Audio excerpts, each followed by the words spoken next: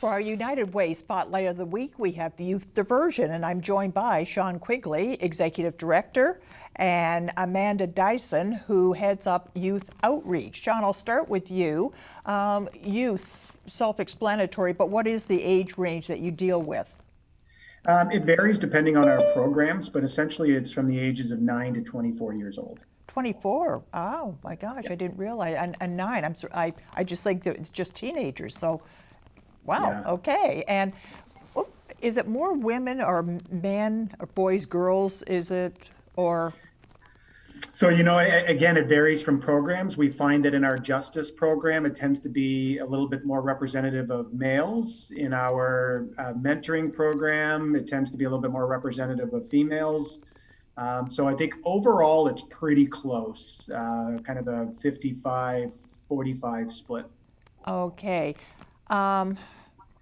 Amanda, you do youth outreach. So this means you have partners that you deal with, outside agencies and so on. What are some of the relationships you have there? We have been building some really strong relationships with our community. We are in touch with the schools and the school board.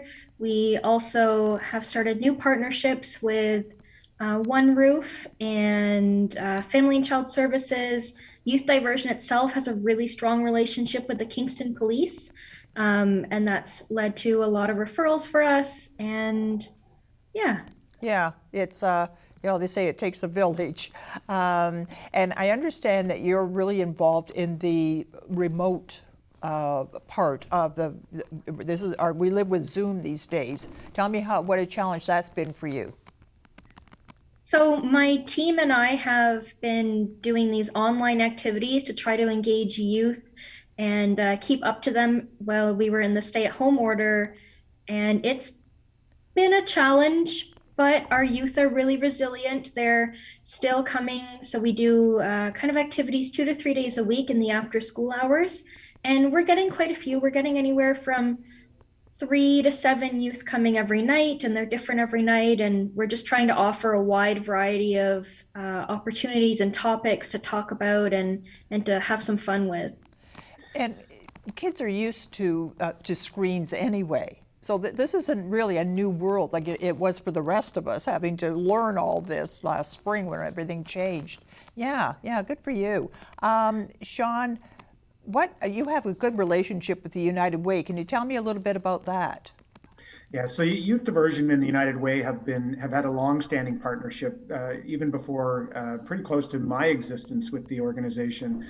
The United Way supports our prevention programs. They are the single largest provider of prevention funding in our community. So they support our mentoring program, our rebound program, and they provide funding for us to continue to provide our substance use and addiction service. United Way has also been instrumental in helping us with some pilot programs that we've been able to go on and secure government funding.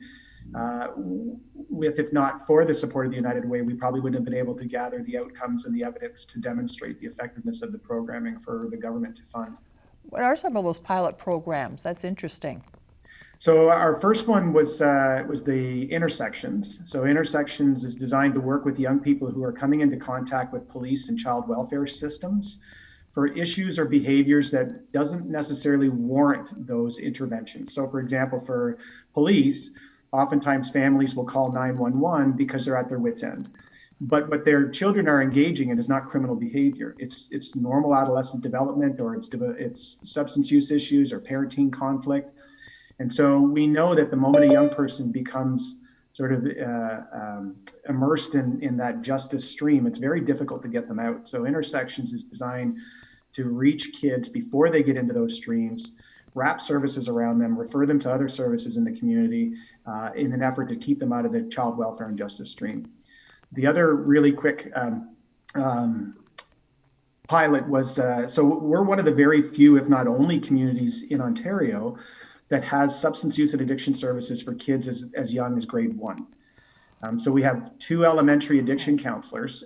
Both were, one is funded by the United Way. The second one was piloted by the United Way. And so both of them now are being funded by the government, and it allows the two staff to be able to go in and out of all the elementary schools in KFLNA to support children who may have family members that are struggling with a substance use issue. It's all in the area of trying to address what we are calling ACEs, adverse childhood experiences. And one of the indicators or mitigating factors of ACEs is the prevalence of substance use in the home. Yeah, yeah. And yeah, it's a different world out there. Yes, Yeah. it is.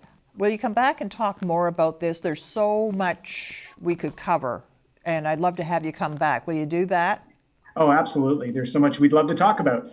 All right. Well, thank you for being with us today. Thank you very much.